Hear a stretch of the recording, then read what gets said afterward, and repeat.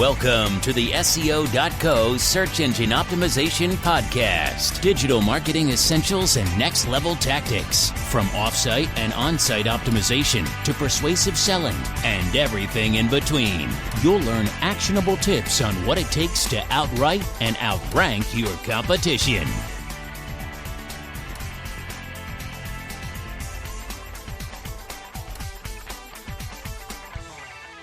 Welcome back to another episode of the SEO.co podcast.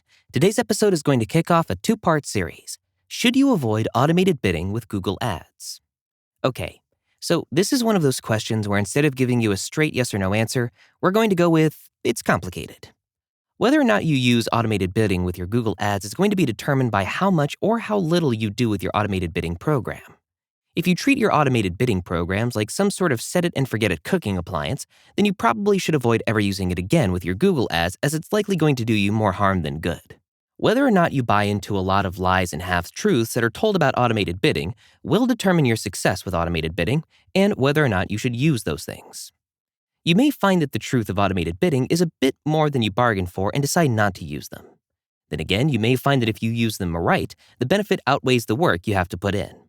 If this all sounds confusing, don't worry. We'll break it down into a digestible format so that you can make the right decision for you. Before we dispel some of the lies and assumptions surrounding automated bidding, we'll break down how it works and explain some of the functions in case you've never used it and want a bit of a guide on how it works. If you're wondering whether you should use it with Google Ads or not, you may not be aware of exactly what automated bidding is and how it works.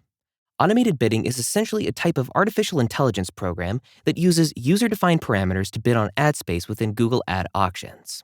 There are a large variety of ways that these programs can bid and the amount spent, frequency of bids, and many other factors that can be customized and set so that it does all of your ad bidding for you. Automation is a great way to save time and get your ads out there so that people will see them. There are a few different strategies that you can set as well as to tell the program how to and when to bid on ad space that is up for auction. Depending on the parameters set, the AI may or may not bid if the auction does not meet the criteria. This type of selective bidding has its own benefits and drawbacks.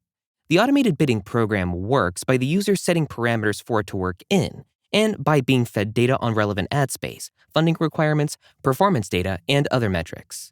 By using all of these metrics, the program picks what ads to bid on and bids for ads based on everything it has accumulated until it runs out of applicable funds. The most obvious benefit of this is the hands-off automation that it provides. It requires much less time to program the AI than it does to manually bid on an ad space. The main drawback is that you have much less control over the situation. Another benefit that isn't as apparent is that if you're a marketer and you're looking to run multiple ad campaigns, automated bidding allows you to manage multiple campaigns without keeping tabs on each and every auction that comes up. As you see from what we've covered, automated bidding does indeed have its uses and downsides. Now that you have an understanding of how they work, you can understand why the answer to the question of whether you should use them or not is quite complicated. Besides automation, marketers have begun to use automated bidding to become competitive as well as to win more auctions in general. In a lot of cases, bidding can be difficult as the more competitive the space is, the more fierce the bidding. Bidding too low or bidding on poorly chosen ad space can result in poor advertising returns. That is a large part of the reason why marketers and advertisers prefer an automated bidding program, as they can be programmed to win bids rather than bidding based on speculation or emotion. The obvious downside to this is they do not hold any regard for certain factors. Certain bidding strategies prioritize winning prime ad space over other factors such as customer preferences, demographic data, ROI, and other metrics. This can be useful in some cases, but also a detriment in others. Other strategies prioritize ROI and conversion rate over winning as many bids as possible. This allows the automated program to carefully select the bids it places to try and maximize the potential return on investment or conversion rate. While this is a great idea in theory, it too has its drawbacks, particularly if it fails to win enough ad space for the campaign to be seen or craft it in a way that doesn't convert. Balancing these factors is part of the marketer's job unless they're going for a certain approach. From a practical standpoint, the ability to tell your automated bidding program just what to focus on can be seen as a major benefit. As we'll discuss in the next episode, these base principles aren't all there is to it, unfortunately. And unfortunately, that's all the time we have for this episode. Join us next time as we wrap up the series, and thanks again for listening to the SEO.co podcast.